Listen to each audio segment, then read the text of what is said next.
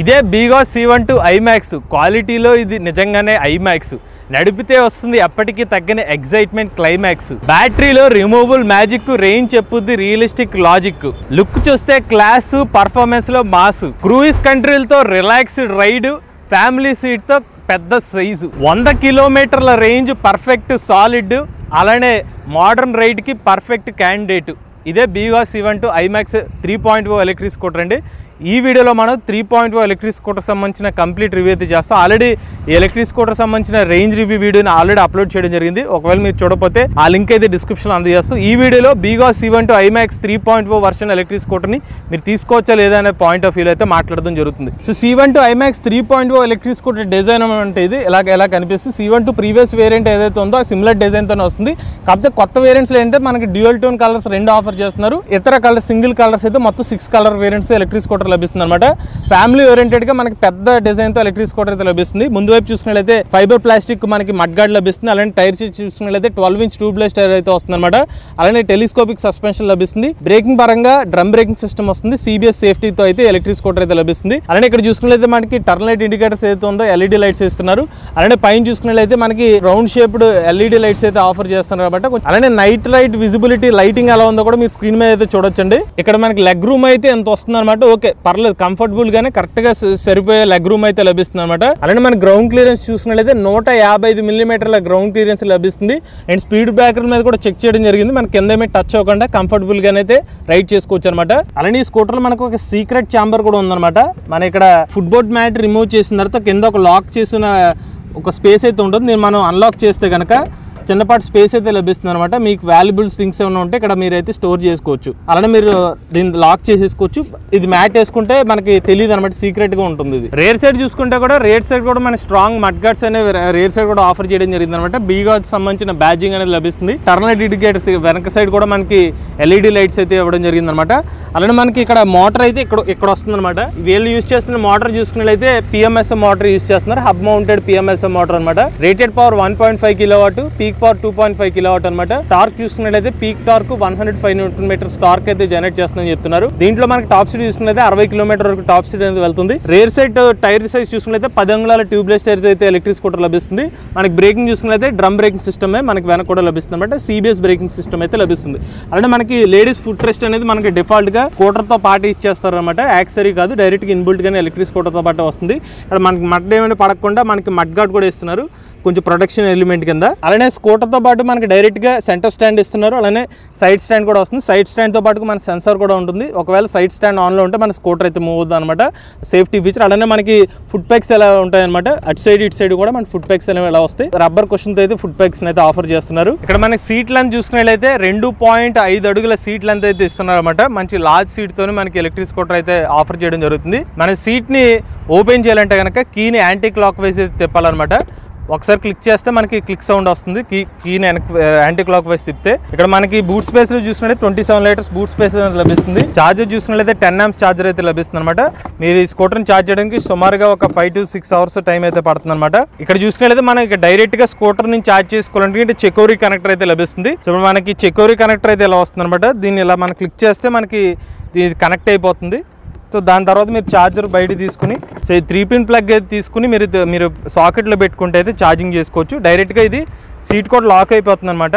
Lock safety కింద ఉంటుంది, మీకు ఇబ్బంది లేకుండా డైరెక్ట్గా ఛార్జ్ చేసుకోవాలంటే ఇలా ఉంది. లేదంటే మీకు రిమూవబుల్ బ్యాటరీని కూడా రిమూవ్ చేసుకునే ఆప్షన్ కూడా ఉంటుంది అనమాట.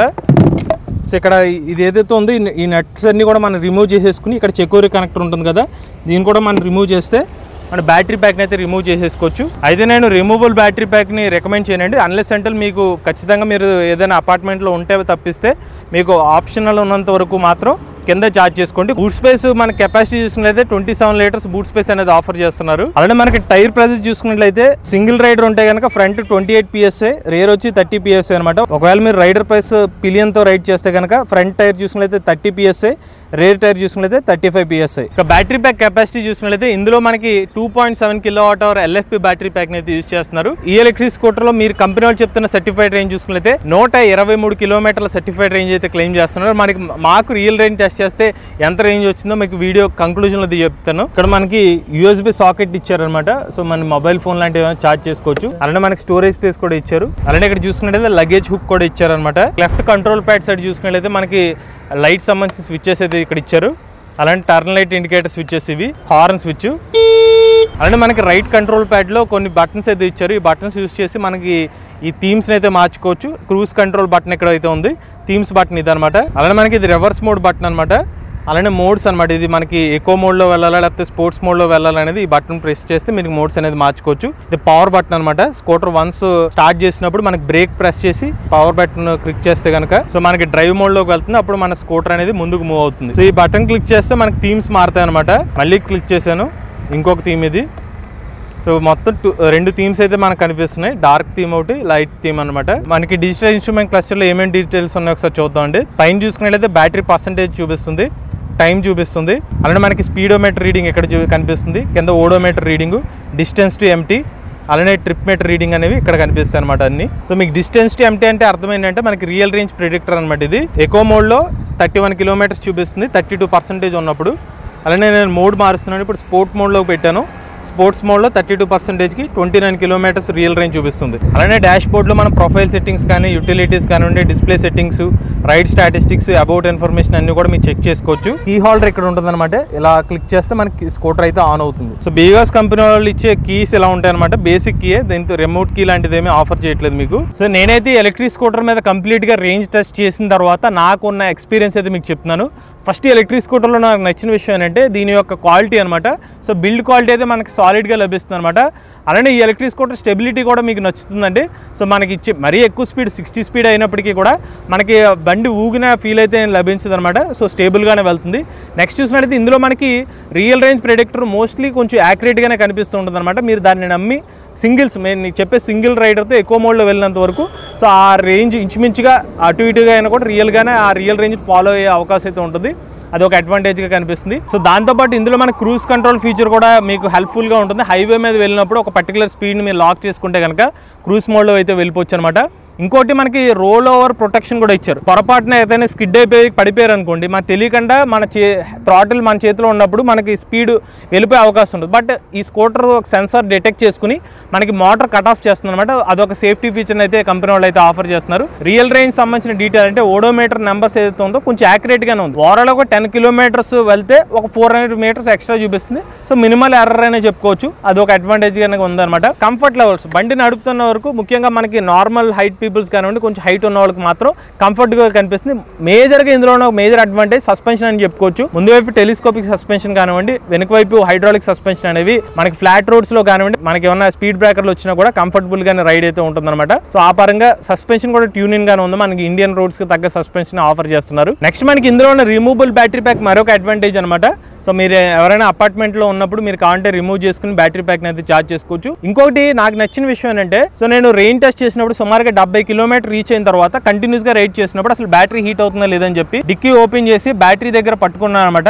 హీట్ లాంటిది ఏమీ డిసిపేట్ అవ్వలేదు. నెక్స్ట్ సీట్ కంఫర్ట్ పరంగా చెప్పుకోవాలంటే మనకి ఫ్యామిలీ ఓరియంటెడ్గా అయితే సీట్ కంఫర్ట్గా ఉంటుంది అనమాట. అయితే ఎలక్ట్రిక్ స్కూటర్లో నాకు కనిపించిన కొన్ని ఇంప్రూవ్మెంట్స్ గురించి కూడా చెప్తాను. సో నాకు అనిపించింది అంటే లెగ్ రూమ్ ఏదైతే ఉందో అది కంఫర్టబుల్గానే ఉందంటే నా హైట్ 5'11". సో నా లెవెల్ వరకు బాగానే ఉంది. బట్ ఏంటంటే మనకు సామాన్ లాంటివి పెట్టుకోవడానికి అయితే వీళ్ళు ఉండే అవకాశం చాలా తక్కువ ఉందన్నమాట. మీరు కొంచెం వెనక్కి అనుకుని ఎక్కడ ఏమైనా సామాన్లు పెట్టుకునే అవకాశం ఉంటుంది. కంప్లీట్గా పెట్టుకుంటే మాత్రం ఎక్కువ స్పేస్ అనేది ఏమి లభించదు. అది కొంచెం ఇంప్రూవ్మెంట్ ఆప్షన్ కింద అయితే ఉంది. సో మిగతావన్నీ కూడా బీగాస్ C1 IMAX 3.0 ఎలక్ట్రిక్ స్కూటర్ అయితే బాగానే ఉంది. కాకపోతే ప్రైస్ పరంగా మాత్రమే వీళ్ళు చెప్తున్న ఎక్స్-షోరూమ్ కాస్ట్ 128,990 రూపాయలకి అయితే ఎలక్ట్రిక్ స్కూటర్ ఆఫర్ చేస్తున్నారు అనమాట. సో ఆ ప్రైస్ ఏమన్నా మరింత అందుబాటు రేట్లో ఉంటే కనుక సో మంచి అంటే ఎక్కువ మంది ఎలక్ట్రిక్ స్కూటర్ తీసుకునే అవకాశం ఉంటుంది. సో దీని లుక్ పరంగా కానివ్వండి, దీని కంఫర్ట్ లెవెల్ పరంగా కానివ్వండి, దీనికి ఉన్న యూఎస్పీస్ అయితే దీనికి ఉన్నాయి. బట్ మరింత ఎక్కువ మంది ఆడియన్స్కి రీచ్ అవ్వాలంటే మాత్రం కంపెనీ వాళ్ళు ఇంకొంచెం ప్రైస్ అఫోర్డబుల్ ప్రైజింగ్లో పెడితే మాత్రం మరింత ఎక్కువ మందికి ఆడియన్స్కి రీచ్ అయ్యే అవకాశం అయితే ఉంటుంది. ఈ ఎలక్ట్రిక్ స్కూటర్ బ్యాటరీ ప్యాక్ మీద కంపెనీ వాళ్ళు ఇస్తున్న బేస్ వారంటీ 3 సంవత్సరాలు లేదా 50,000 కిలోమీటర్లు, ఎక్స్టెండెడ్ వారంటీతో 5 సంవత్సరాలు లేదా 75,000 కిలోమీటర్ల వరకు మీరు వారంటీని కూడా పెంచుకోవచ్చు. కంపెనీ వాళ్ళు చెప్తున్న రేంజ్ ఎంత అంటే 123 కిలోమీటర్లు అంటే, బట్ మేము రియల్ రేంజ్ టెస్ట్ చేస్తే మాకు వచ్చిన రేంజ్ 100 కిలోమీటర్ల రియల్ రేంజ్ అయితే వచ్చిందనమాట. ఈ 100 కిలోమీటర్లో కూడా నేను ఒక 90 కిలోమీటర్స్ వరకు కూడా 45 కిలోమీటర్ టాప్ స్పీడ్తో వెళ్ళడం జరిగింది. మిగిలిన 10 కిలోమీటర్స్ మాత్రమే ఒక 30 to 40 కిలోమీటర్ టాప్ స్పీడ్తో మిగిలిన 10 కిలోమీటర్స్ వెళ్ళాలి. సో ఇలా